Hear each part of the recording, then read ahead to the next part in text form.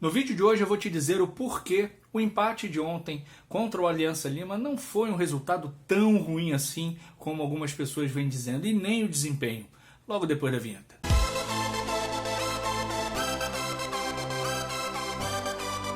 Fala galera, saudações tricolores, saudações campeãs da América, saudações campeãs da Recopa, tudo bem com vocês?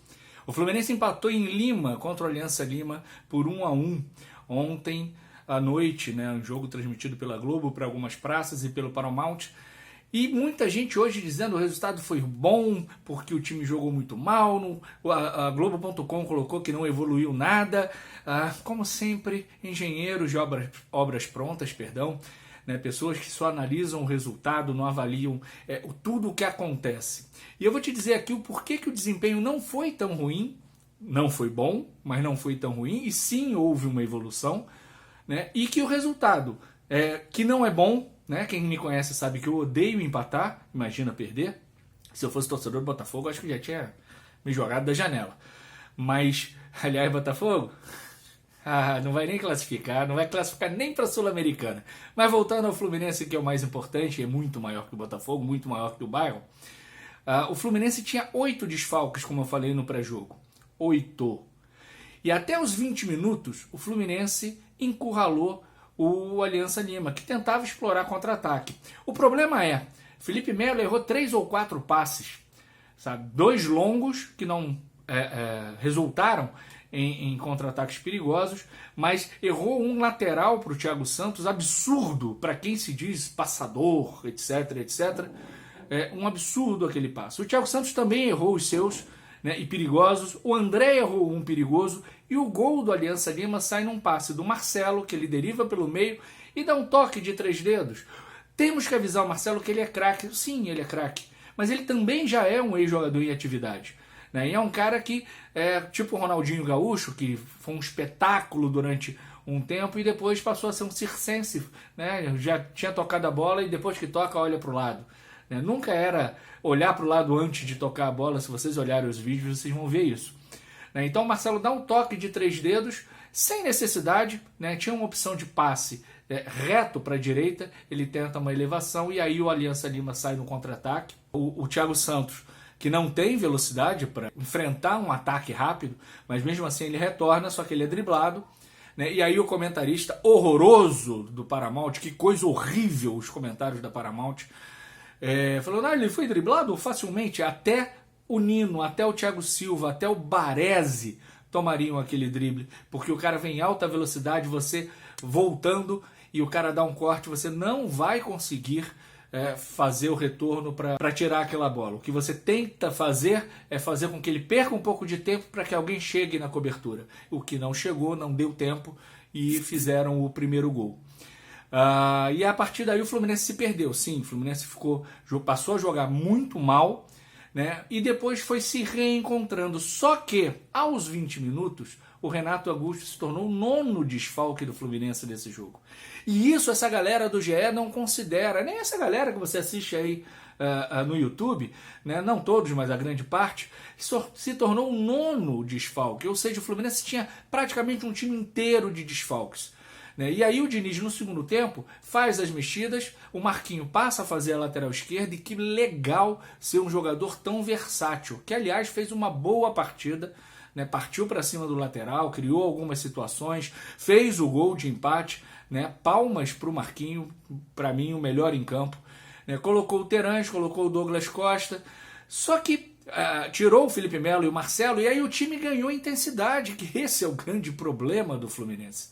Tomamos ainda 1 ou 2 contra-ataques? Sim, tomamos, sofremos um pouquinho, né, nos contra-ataques, mas criamos oportunidades, fizemos o gol de empate, e se nós tivéssemos o Cano e não o Lelê, talvez nós tivéssemos vencido o jogo. Talvez a gente tivesse marcado já no primeiro tempo.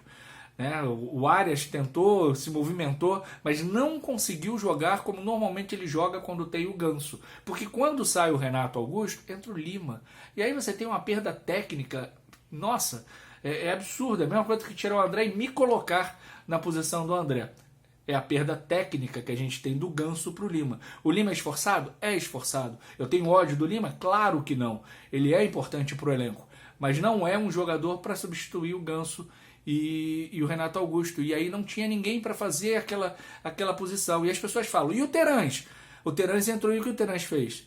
Errou tudo. O Douglas Costa entrou e fez algumas jogadas ali pela direita, cobrou muito bem o escanteio que gerou o gol, mas também não é aquele jogador que já foi e não vai ser mais pela idade. É importante que a gente entenda que o Fluminense evoluiu porque teve intensidade. O Fluminense evoluiu porque nós podemos contar com o Marquinho sempre que for necessário que ele entre. Tá? Ele já jogou de lateral direito, de lateral esquerdo, né? Aberto pela direita no ataque, e em todas essas posições ele foi bem. Não foi espetacular, mas foi bem, podemos contar com ele. Ainda não podemos contar com Terãs e nem com Douglas Costa. Né? E o empate, no final das contas, né, pelo que foi o jogo, foi um resultado ok. Não é um grande resultado, mas um resultado ok, porque eu parto sempre da teoria de que se você ganha os jogos em casa e empata os jogos fora, tá tudo bem, inclusive em campeonato de pontos corridos, provavelmente você vai ser campeão. É ter a média de 4 pontos a cada 2 jogos. Né? Provavelmente você vai ganhar o título. Aí imagina a classificação, né, para a segunda fase da Libertadores. Então, sem pânico, sem entrar na onda dessa galera, desses abutres, né, que tem lá na Flapress e que tem em alguns canais aqui no YouTube, de achar que está tudo ruim. Vamos ponderar as coisas. Eram 8 desfalques, se tornaram 9 desfalques. O Fluminense buscou o empate no campo do adversário. Ah, o adversário é só sexto no Campeonato Peruano. Sim, é. Mas isso é Libertadores, irmão. O Botafogo perdeu em casa por Júnior Barranquilla. O Palmeiras, embora com muitas reservas também, muitos desfalques, por opção e não por lesão, né, empatou com o São Lourenço, que é um time hoje mediano na Argentina. O Flamengo empatou com o Milionários. Teve altitude? Teve altitude, mas empatou com o Milionários. Então o Grêmio perdeu para o The Strongest. Aliás, o Renato fez muito certo em colocar os reservas dos reservas lá. Né? É criminoso jogar naquela altitude de 3.600 metros.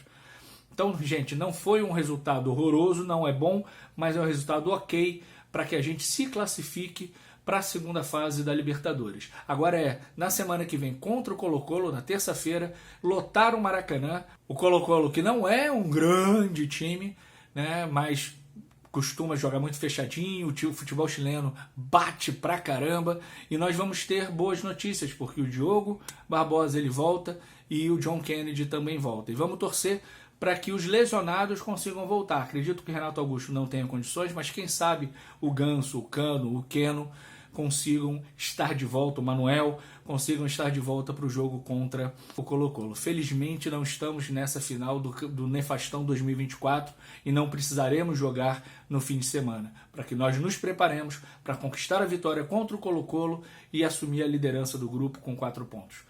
O Fluminense vai se classificar com absoluta tranquilidade e os abutres vão ficar tristes. Um grande beijo, um grande abraço.